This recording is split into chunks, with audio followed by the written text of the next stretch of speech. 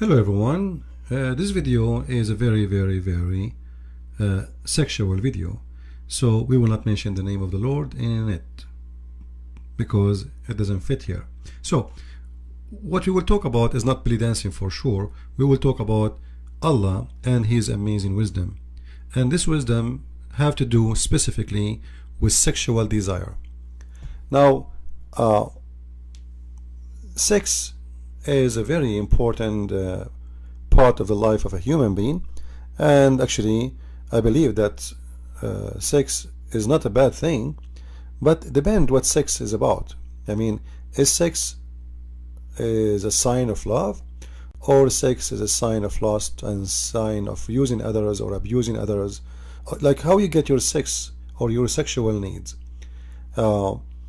If we study Islam, we will find that the sexual desire in Islam is based on abuse and slavery.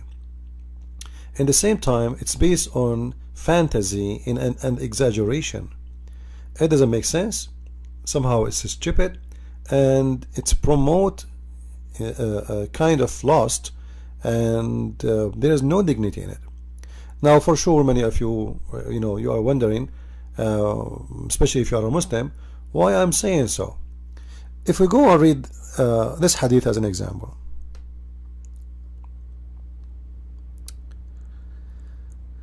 The Kaaba before Islam and even after Islam, after Muhammad he took over the Kaaba and he became victorious in the city of Mecca, for many years still people they practice sexual religion around the Kaaba. And what the sexual is, you can see here part of it, that people used to go around the Kaaba totally naked, and they are in the state of nudity.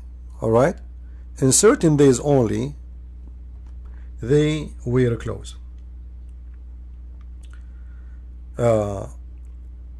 So what was that religion which is people need to go walk naked around the Kaaba? The Kaaba is a pagan place, and nothing changed since that time until now. This Kaaba is still a pagan place, and Muhammad himself he kissed the black stone which represent the vagina. So those people used to go and walk around the Kaaba worshipping the vagina, praying for the vagina, and many statues there, but many of them they present sexual gods. Like if a woman she cannot have kids or she want to have a husband, so she go walk naked around the Kaaba, and supposedly Allah or the Baal he will provide her with a husband or a man to sleep with.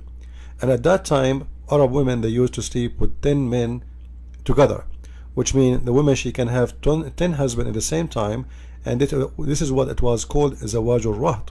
And I believe that the mother of Muhammad she practiced that, and this is why you see there's many names involved in the story of Muhammad, and we do not know really who is the father of Muhammad. As an example, Muhammad father, the one which Muslims they give us his name, he passed away 4 years before Muhammad death. How this happened? Imagine your father he passed away 4 years and you are born 4 years after your father death. This is impossible, as we know. The only explanation that the mother of Muhammad used to practice what is called zawajul rahat. Zawajul rahat, which is one woman more than one husband, they can go up to 10 husbands, and when she get pregnant she is the one who choose who was the husband. And Arab at that time used to believe that a woman she can be pregnant from husband from years ago. They have their own legends and their own belief, and Muhammad he promoted this idea after his birth. This is why you will see that it says in many Islamic books that a woman can be pregnant up to 10 years, and most of the scholars they agree with 4 years, and for sure this is absolutely false. But just to cover what happened with Muhammad, so people used to go and practice such a sexual practice around the Kaaba, as you see, and then they go, you will see the Kaaba have a black stone, and this black stone resemble a vagina, and this vagina simply is a vagina of the goddess who provide human and the human race with babies. This is why, like, can you ask yourself why the stone is shaped this way? It must be there is a reason. The stone is not shaped by itself. Somebody shaped the stone in such a way, and they cover it with the frame from outside, as you see, but inside it's a stone, it's a black stone. So it's framed in the shape, in the same shape, and the shape is so clear, it's a shape for a private part of a woman. And Muhammad, as long as he is a copy paste of all the religions, he come with things which prove and continue the sexual religion he follow. The God who provide you with a lot of sex and a lot of sexual power. So here the nudity around the Kaaba now is explained and why they have the black stone. And then Muhammad, when he continued with his religion, he said that Allah, he will give the Muslims, let us zoom in, maybe we can make it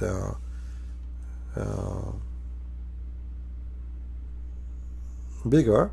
All right, so what Muhammad is saying to you here, that in the heaven of Allah, Allah will give every Muslim 70,000 column, or let us say bow of gold and diamond or whatever, rubies, and then in each door, in each gate, there's one woman waiting for you, which means the total will be at least 70,000 only if you do jihad for 40 days. But Muhammad, he knew that this story will not make sense, because how a man anyway, like what the point of getting me all those women if I cannot have sex with all of them? So Muhammad, he thought of a solution to make that more convincing to his dummy followers, who they are obsessed with sex and wine and river of wine. This is why you see the heaven of Islam, there's wine, the river of wines, river of drinks, river of milk, river of so it's exactly what those Bedouin they love. White women, remember that those women are very white, they are not just women. So you will have 70,000 women for every 40 days you fight, which means if you fight for 80 days, the number will be double, will be 140,000 women. If you fight for 120 days, then the number will be 210,000, etc., etc. So you can reach to millions, like Osama bin Laden was fighting for 20 years doing jihad. So you can imagine how many million women Osama bin Laden is going to have in his bedroom. But how Osama bin Laden is going to, excuse my language, if those women, and I say the word if because he is not having any relationship with them, those are women just created for sex. The purpose of it is just pure sex. This is an if religion.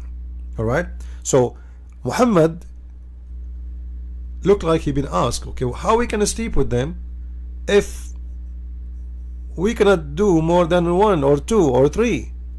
So Muhammad, he come with the answer. Muhammad, he promised them that when they go to the heaven, Allah, he will give each one of them a penis who will never go limp, soft or flat. And imagine you are driving in the middle of the desert and your flat tire goes flat. I mean, this is really disgusting. This is very disappointing. Allah will never let that happen to you.